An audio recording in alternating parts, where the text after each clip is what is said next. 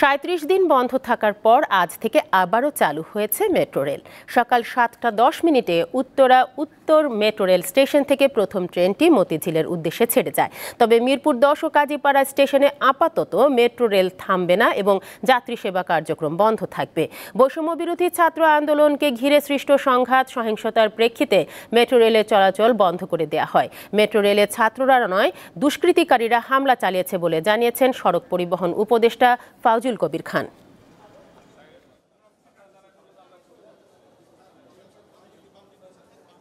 Train চালু হয়ে অনেক ভালো লাগছে।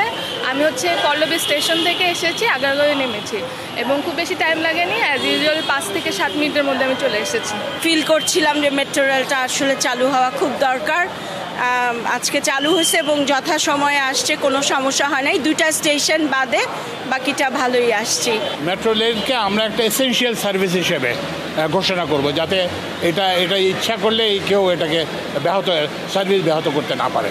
ব্যাপক ক্ষয়ক্ষতি হয়েছে মিরপুর 10-এ এবং যাত্রীর সংখ্যাও সেখান থেকে বেশি। আমরা একটা নির্দেশ দিয়েছি যে ক্ষয়ক্ষতির পরিমাণ নিরূপণ করা এবং একটা টাইম লাইন তৈরি করা, কত দ্রুত এটা চালু করা যায়।